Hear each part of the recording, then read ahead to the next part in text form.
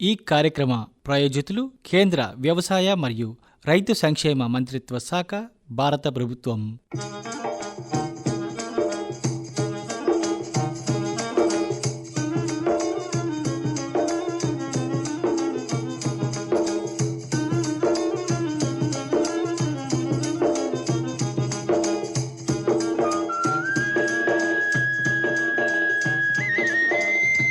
కిసాన్ వాణి.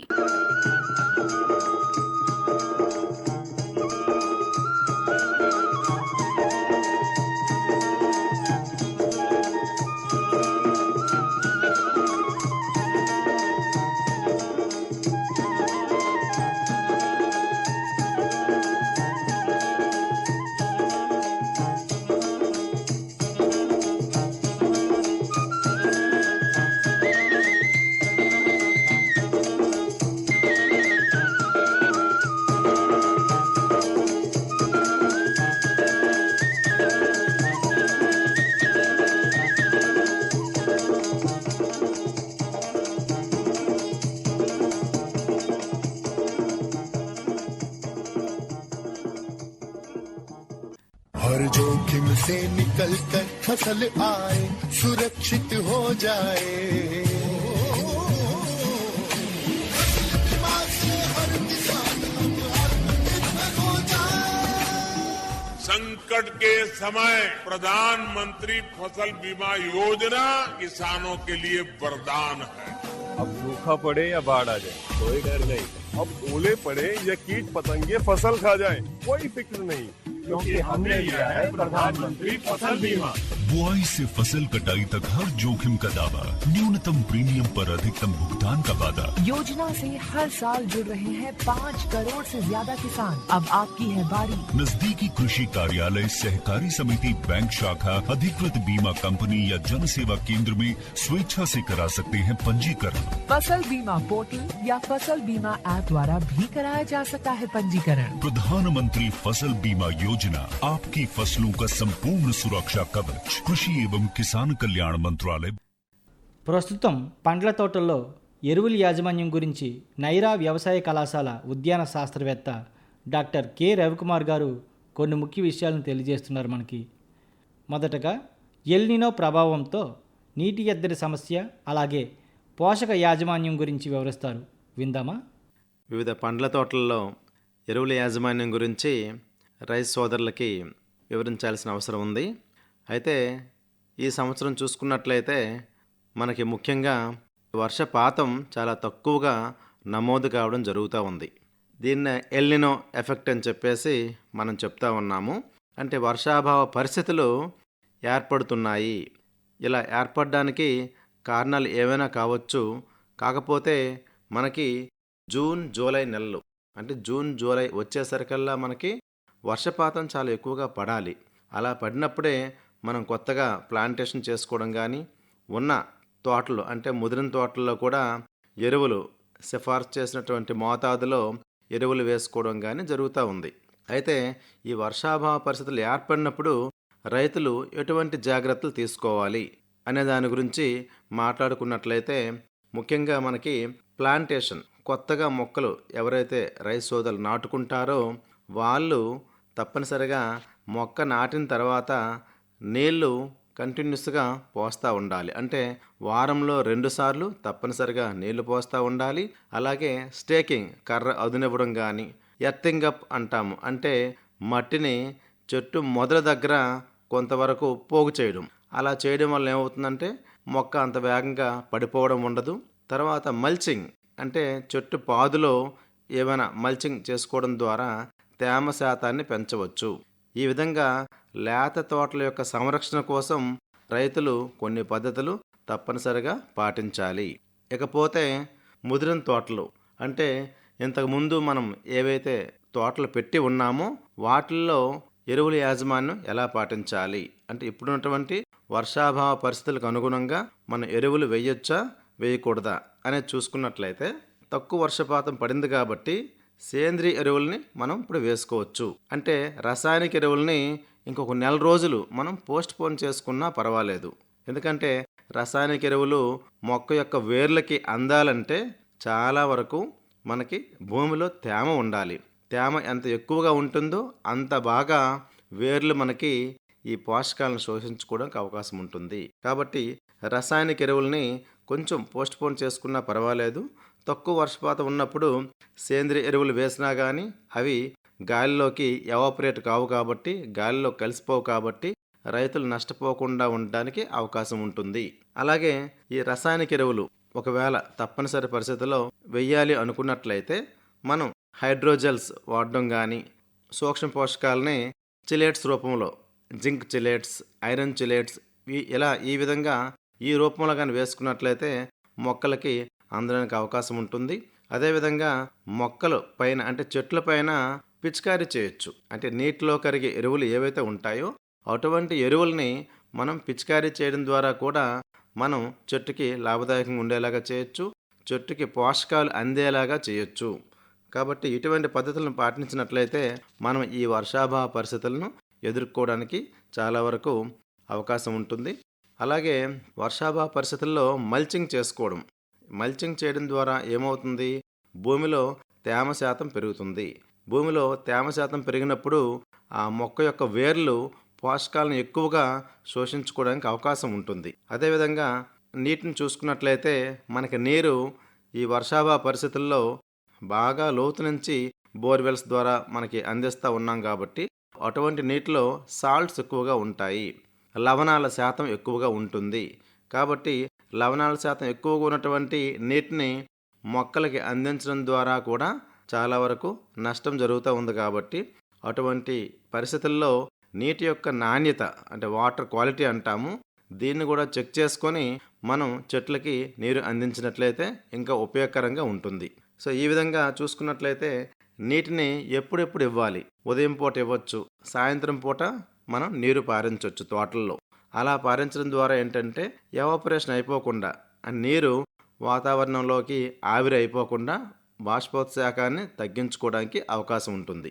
ఇక ఎరువుల యొక్క మోతాదు గురించి మాట్లాడుకున్నట్లయితే చాలా వరకు చూస్తూ ఉన్నాము. మనం పండ్ల తోటల్లో రైతులు ఎరువులు వేసేటప్పుడు ఏం చేస్తూ ఉన్నారంటే కొన్ని సందర్భాల్లో ఎరువుల యొక్క మోతాదు చాలా ఎక్కువగా వేసేయడం జరుగుతూ ఉంది. అంటే మితిమీరిన ఎరువుల యాజమాన్యం.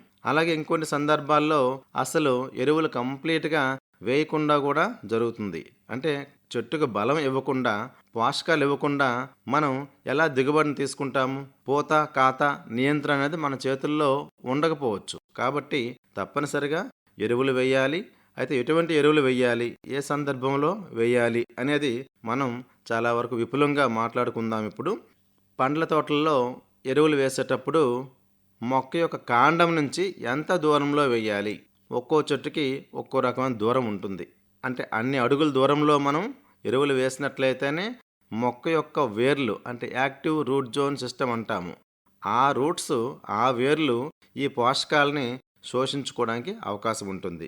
కాబట్టి నేను రైతుల యొక్క క్షేత్రాల్లో కూడా మనము ఫీల్డ్ విజిట్స్కి వెళ్ళినప్పుడు కానీ ఎంత దూరంలో ఎరువులు వేయాలి, ఎంత మోతాదులో వేయాలి, సంవత్సరంలో ఎన్ని దఫాలుగా వేసుకోవాలి అనేది చాలా చక్కగా వివరించడం జరుగుతూ ఉంది.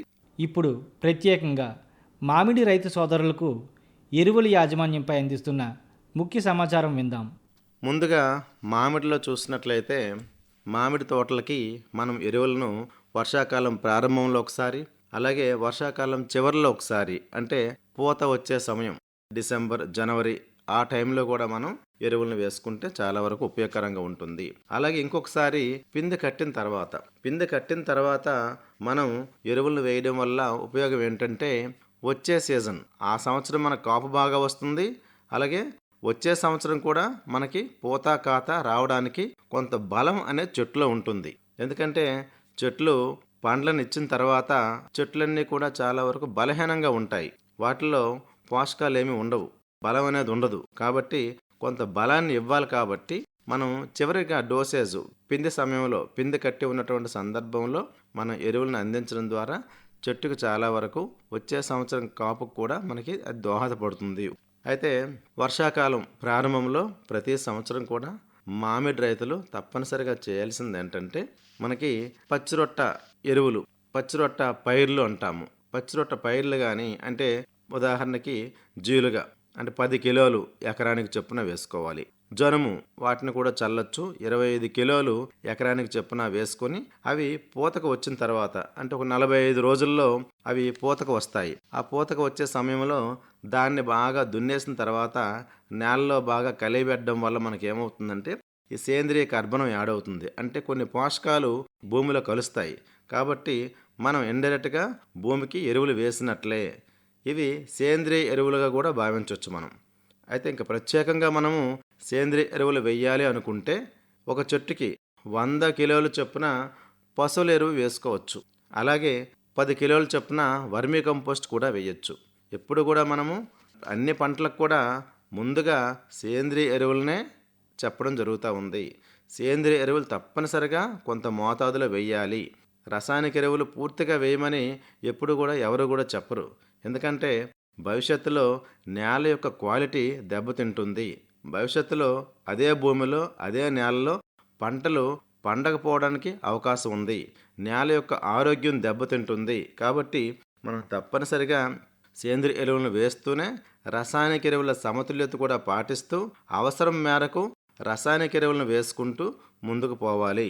అలాగే సేంద్రియ ఎరువులను చూసుకున్నట్లయితే మట్టి కానీ అంటే చెరువు మట్టి కానీ కంపోస్ట్ కానీ ఇలా జీవన ఎరువులు కానీ ఇవన్నీ కూడా మనము మొక్కకి సప్లిమెంట్గా ఇవ్వచ్చు. అయితే రసాయనిక ఎరువుల్ని వేయడం ద్వారా దిగుబడి ఎక్కువగా వస్తుంది అనేది సైన్స్ ప్రకారం చాలా వరకు అది కరెక్ట్. అది కాబట్టి ఎంతెంత మోతాదులో వేయాలి? నత్రజని, భాస్వరం, పొటాష్.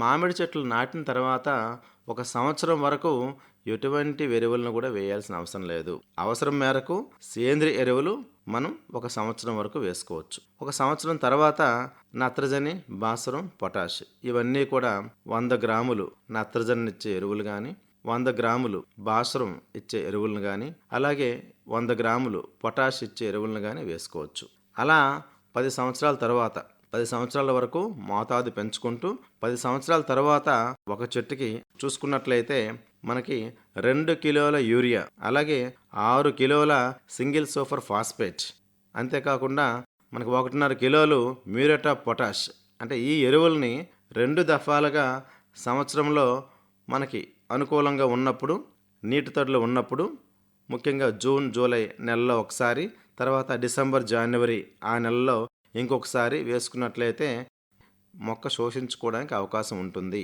తర్వాత సూక్ష్మ పోషకాలు. సూక్ష్మ పోషకాలు ఎందుకు వేసుకోవాలి అంటే సూక్ష్మ పోషకాల యొక్క లోపాలు ఉన్నప్పుడు చెట్లో మనకు అంత వేగంగా కనిపించవు. దాన్ని హిడెన్ హంగర్ అంటారు. అంటే సివియారిటీ ఎక్కువ ఉన్నప్పుడు సూక్ష్మ పోషకాల యొక్క లోపాలు ఎక్కువగా ఉన్నప్పుడు మనకు చెట్టు పైన ఆకుల పైన సిమ్టమ్స్ కనిపిస్తాయి. ఆ సిమ్టమ్స్ కనిపించినప్పుడు అప్పుడు సూక్ష్మ పోషకాల యొక్క లోపాలు ఉన్నాయని చెప్పి గమనిస్తాము. అందుకని మనకి సిమ్టమ్స్ ఉన్నా లేకపోయినా మొక్కకి అవసరమైనటువంటి మోతాదులో సూక్ష్మ పోషకాలను తప్పనిసరిగా మనం చెట్టుకి అందించాలి. ఇలా అందించే క్రమంలో చూసుకున్నట్లయితే 5 గ్రాములు జింక్ సల్ఫేట్ అలాగే 2.5 గ్రాములు ఫెర్రస్ సల్ఫేట్ అలాగే 2 గ్రాములు బొరాక్స్ 2 గ్రాములు కాల్షియం సల్ఫేట్ అలాగే ఒక 3 గ్రాములు మెగ్నీషియం సల్ఫేట్ అంటే ఇవన్నీ కలిపి ఉన్నటువంటి మిశ్రమం కూడా సూక్ష్మ పోషకాల మిశ్రమాలు మనకు మార్కెట్లో దొరుకుతూ ఉన్నాయి. సో వాటిని సిఫారసు చేసినటువంటి మోతాదులు అంటే 10 గ్రాములు లీటర్ నీటికి చొప్పున అవసరం మేరకు మనం చెట్ల పైన పిచికారీ చేసుకోవచ్చు. అలా చేసుకోవడం వల్ల మనకి సూక్ష్మ పోషకాల యొక్క లోపాలని సవరించుకోవచ్చు. అయితే ఈ సూక్ష్మ పోషకాలు కూడా సంవత్సరంలో 3 సార్లు పిచికారీ చేసుకోవాలి. 3 సార్లు అంటే జూన్, జూలైలో ఒకసారి, సెప్టెంబర్, అక్టోబర్ అంటే కొత్త చిగురు వస్తూ ఉంటుంది మామిడిలో మనకి. ఆ కొత్త చిగురు వచ్చేటప్పుడు ఈ సూక్ష్మ పోషకాలను కానీ పిచికారీ చేసినట్లయితే మనకి పూత కూడా వేగంగా రావడానికి అవకాశం ఉంటుంది. తర్వాత డిసెంబర్, జనవరిలో ఇంకో దఫా 3వసారి కూడా అలా 3 సార్లు సూక్ష్మ పోషకాలని అందించినట్లయితే మనకి దిగుబడి ఎక్కువగా రావడానికి అవకాశం ఉంటుంది. ఇంకా సూక్ష్మ పోషకాలని పూత, కాత అంటే కాత వచ్చిన తర్వాత కూడా కాయలు చెట్టుపైన వచ్చిన తర్వాత కూడా సూక్ష్మ పోషకాలని అర్క మ్యాంగో స్పెషల్ అంటారు. ఇలా వెరీ స్పెసిఫిక్గా సూక్ష్మ పోషకాల యొక్క మిశ్రమాలు ఉన్నాయి. దాన్ని చెట్లపైన పిచికారీ చేయడం వల్ల కూడా కాయ యొక్క నాణ్యతని పెంచుకోవచ్చు. అంటే కాయ మనకు షైనింగ్ ఎక్కువ ఉంటుంది, మార్కెట్లో పోయిద్ది. సో ఇటువంటి అవకాశం కూడా ఉంది. అది కూడా రైతు సోదరులు గమనించగలరు. ఇకపోతే కాయలు బాగా వచ్చిన తర్వాత పొటాషియం నైట్రేట్ దాన్ని 5 గ్రాములు లీటర్ నీటికి చెప్పినటువంటి ద్రావణాన్ని పిచికారీ చేయడం ద్వారా కాయ నాణ్యత బాగా పెంచుకోవచ్చు. ఈ విధంగా మనకేంటంటే కాత అంటే కాయలు కోసిన తర్వాత కూడా చెట్టు చాలా వీక్గా ఉంటుంది కాబట్టి ఆ సందర్భంలో జింక్ సల్ఫేట్ కానీ యూరియా కానీ వీటిని చెట్లపైన పిచికారీ చేసుకున్నట్లయితే నెక్స్ట్ క్రాప్ అంటే వచ్చే సంవత్సరం యొక్క పంటకి చెట్టు బలంగా ఉండడానికి అవకాశం ఉంటుంది. కాబట్టి ఈ విధంగా అవసరం మేరకు మన పోషకాలు తప్పనిసరిగా చెట్టుకు అందించాలి. తరువాత అరటిలో డ్రిప్ పద్ధతిలో నీటిలో కరిగే ఎరువుల యాజమాన్యం గురించి తెలియజేస్తున్నారు. ఇప్పుడు అరటి పంట చూసుకున్నట్లయితే మనకి డ్రిప్ ద్వారా ఎరువుల యాజమాన్యం అంటే ఎంతెంత మోతాదులో డ్రిప్ ద్వారా ఈ రసాయనిక ఎరువులను ఇవ్వచ్చు అనేది చూసుకోవాలి. అంటే ముఖ్యంగా మనకి ప్రతి చెట్టుకు కూడా ప్రతి గుంతకు కూడా మనకి మొక్క నాటేటప్పుడు కూడా సేంద్రియ ఎరువులు వేస్తాము. పశువుల ఎరువు ఒక 25 కేజీలు, అలాగే సింగిల్ సూపర్ ఫాస్ఫేట్ 250 గ్రాములు తప్పనిసరిగా గుంతలో వేయడం జరుగుతూ ఉంది. అలాగే బయో ఫెర్టిలైజర్స్ కానీ మనకి అందుబాటులో ఉన్నటువంటి ఎరువులను గుంతలో వేస్తాము.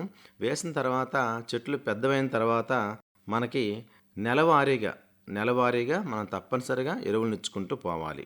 ఈ విధంగా పొడవు రకాలకు కానీ సాంప్రదాయ రకాలకు కానీ అన్నింటిలో కూడా మనం ఎరువులు వేయాల్సి ఉంటుంది. అయితే ఇప్పుడు ఈ మధ్య కాలంలో మనకి టిష్యూ కల్చర్ మొక్కలను ఎక్కువగా రైతులు నాటుతూ ఉన్నారు. ఈ టిష్యూ కల్చర్ మొక్కలకి ఎక్కువ మోతాదులో అంటే ఎక్కువ సార్లు ఎరువులను మనం అందించాలి. తక్కువ ఇంటర్వెల్స్లో తక్కువ క్వాంటిటీ ఎక్కువ సార్లు మనం ఎరువులను అందించినట్లయితే గెల సైజు చాలా బాగుంటుంది. గెల యొక్క నాణ్యత కూడా చాలా బాగుంటుంది. సో ఇందులో చూసుకున్నట్లయితే మనకి మొక్కలు నాటిన తర్వాత 3వ వారం నుంచి 6వ వారం వరకు అంటే 6 వారాల వయసు వచ్చినంత వరకు కూడా మనం డ్రిప్ ద్వారా అంటే ఫెర్టిగేషన్ ద్వారా మనం ఎరువులను అందించవచ్చు. ఎరువులను అందించేటప్పుడు యూరియా 4 గ్రాములు, అలాగే మ్యూరేట్ ఆఫ్ పొటాష్ 3 గ్రాములు ఒక్కొక్క మొక్కకి అందేలాగా చూసుకోవాలి. అంటే మనకి తోటలో 1 ఎకరం భూమిలో మనకి 1250 మొక్కలు ఉన్నాయనుకోండి, అరటి మొక్కలు 1250 మొక్కలు ఇంటూ ఈ 4 గ్రాములు యూరియా మన క్వాంటిటీ సుమారుగా 5 కిలోలు అవుతుందన్నమాట. అంటే 5 కిలోల యూరియాని 1 ఎకరానికి వేయాల్సి ఉంటుంది. అలాగే మనం 7వ వారం నుంచి 14వ వారం వరకు అంటే మొక్క నాటిన తర్వాత 14వ వారం వరకు వయసు వచ్చినంత వరకు కూడా మనము 4.7 గ్రాములు యూరియా, అలాగే 4 గ్రాములు పొటాష్. చూడండి మనకి గెల వచ్చేటంత వరకు కూడా యూరియా కొంచెం ఎక్కువ మోతాదులో వేయాలి. ఎందుకు? శాఖీయ అభివృద్ధి జరగాలి కాబట్టి. గెల వచ్చిన తర్వాత మనం పొటాష్ యొక్క క్వాంటిటీ పెంచుకోవాలి. ఎందుకు? గెల యొక్క నాణ్యత బాగా రావాలి కాబట్టి. ఇక్కడ ఈ 2 రకాలుగా మనం యూరియా పొటాష్ ఈ 2 కూడా నీటిలో బాగా కరుగుతాయి కాబట్టి మన డ్రిప్ ద్వారా ఫెర్టిగేషన్ ట్యాంక్ ద్వారా తప్పనిసరిగా ఎరువులను అందించాల్సి ఉంటుంది. ముఖ్యంగా ఈ టిష్యూ కల్చర్ గ్రాండ్ 9 వెరైటీ ఇది ఎక్కువగా రైతులు సాగు చేస్తూ ఉన్నారు. ఈ పచ్చారటి దీనికి తప్పనిసరిగా ఎరువుల్ని డ్రిప్ ద్వారా అందించినట్లయితే తక్కువ వ్యవధిలోనే అంటే పంట కాలం కూడా చాలా తక్కువగా ఉంటుంది, తక్కువ కాలంలో వచ్చేస్తూ ఉంది. అదేవిధంగా గెల నాణ్యత కూడా చాలా వరకు బాగుంటుంది. అలా చూసుకున్నట్లయితే 24వ వారం వరకు మనకి 5 గ్రాములు యూరియా, 4.5 గ్రాములు పొటాషు, అలాగే 35 వారాల వరకు 4.7 గ్రాములు యూరియా, 4 గ్రాములు పొటాషు అంటే ఒక్కొక్క మొక్కకి అందేలాగా మనం క్వాంటిటీ మెజర్ చేసుకొని ఫెర్టిగేషన్ ట్యాంకులో వేసి మనం ఎరువులను అందించాలి. అరటిలో సూక్ష్మ పోషకాలు కూడా తప్పనిసరిగా ఇవ్వాలి. మనకి అర్క బనానా స్పెషల్ ఇలా సూక్ష్మ పోషకాల యొక్క మిశ్రమాలు కూడా చాలా ఉన్నాయి. అంటే ఈ సూక్ష్మ పోషకాలు అంటే ఏవి? మనకి ఐరన్ కావచ్చు, రాగి, మ్యాంగనీషు, మాలిబ్డినం, జింకు ఇవన్నీ కూడా, బోరాన్ ముఖ్యంగా బోరాన్ కూడా ఇవన్నీ కూడా మనకి మొక్క నాటిన తర్వాత 2వ నెల, 3వ నెల, 4వ నెల ఇలా మనం చూసుకుంటే తర్వాత 5వ నెల అంటే ఒక 4 సార్లు మొక్క యొక్క పంట కాలంలో తోట యొక్క పంట కాలంలో మనం అందించాలి. సూక్ష్మ పోషకాలని చెట్లపైన పిచికారీ చేస్తూ వెళ్ళిపోయినట్లయితే మనకు చాలా వరకు ఉపయోగకరంగా ఉంటుంది. అలాగే డ్రిప్ ద్వారా కూడా సూక్ష్మ పోషకాలని అందించవచ్చు. ఎందుకంటే ఇప్పుడు మార్కెట్లో ఉన్నటువంటి మనకు సూక్ష్మ పోషకాల మిశ్రమాలు అవన్నీ కూడా నీటిలో కరుగుతాయి. నీటిలో కరిగే ఎరువులు కాబట్టి సూక్ష్మ పోషకాలను కూడా మనం డ్రిప్ ద్వారా అందించవచ్చు. అలాగే గెల యొక్క నాణ్యత, గెల యొక్క సైజు బాగా రావాలి, అధిక నికర ఆదాయం రావాలి, దిగుబడి బాగా ఎక్కువ రావాలి, డబ్బులు బాగా ఎక్కువ రావాలంటే మనకు గెల యొక్క యాజమాన్యం కూడా అవసరం. అంటే గెల వచ్చిన తర్వాత ఎరువులు వేయడం ఆపకూడదు. గెల వచ్చిన తర్వాత గెల పైన పిచికారీ చేయొచ్చు. సూక్ష్మ పోషకాలు పిచికారీ చేయొచ్చు, పొటాషియం నైట్రేట్ పిచికారీ చేయొచ్చు. ఇప్పుడు పొటాషియం నైట్రేట్, పొటాషియం సల్ఫేట్ ఇవన్నీ కూడా దానికి సిఫారసు చేసినటువంటి మోతాదులో పిచికారీ చేయొచ్చు. అలాగే డ్రిప్ ద్వారా కూడా మనం ఈ సూక్ష్మ పోషకాల మిశ్రమాన్ని అందించవచ్చు. ఇంతవరకు మీరు మామిడి, అరటి పంటల్లో ఎరువుల యాజమాన్యం గురించి డాక్టర్ కె రవికుమార్ గారు అందించిన వివరాలు విన్నారు.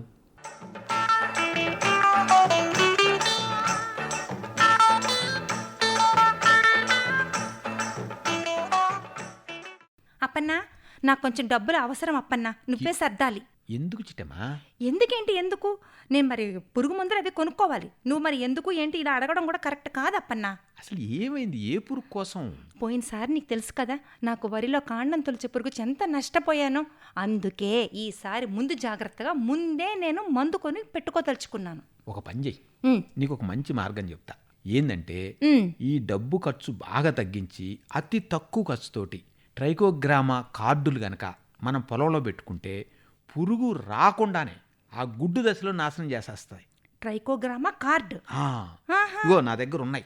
ఈసారి పెట్టి నువ్వు ప్రయత్నించి చూడు, తర్వాత కావాలంటే నువ్వు వెళ్ళి కొనుక్కుందు కానీ. అబ్బా, మా మంచి అప్పన్న, విషయం చెప్తే చాలు అది అయిపోతుంది.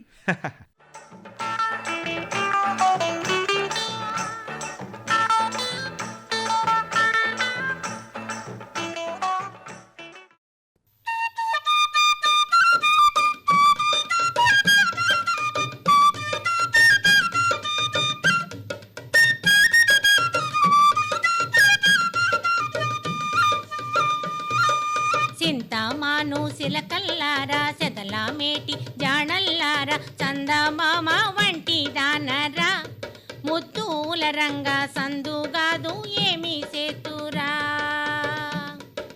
చింతామాను సిలకల్లారా, సెదల మేటి జాణల్లారా, చందమామ వంటి దానరా, ముత్తుల రంగ సందుగాదు ఏమి సేతురా.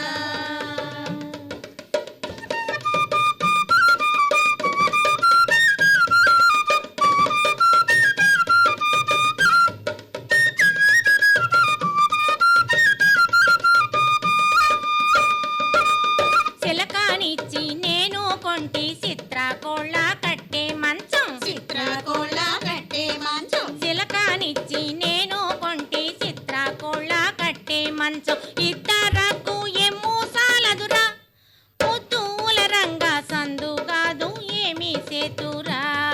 ముత్తుల రంగ సందుగాదు ఏమి సేతురా. చింతామాను సిలకల్లారా, చెదల మేటి జాణల్లారా, చందమామ వంటి దానరా, ముత్తుల రంగ సందుగాదు ఏమి సేతురా. చింతామాను సిలకల్లారా, చెదల మేటి జాణల్లారా, చందమామ వంటి దానరా, ముత్తుల రంగ సందుగాదు ఏమి సేతురా.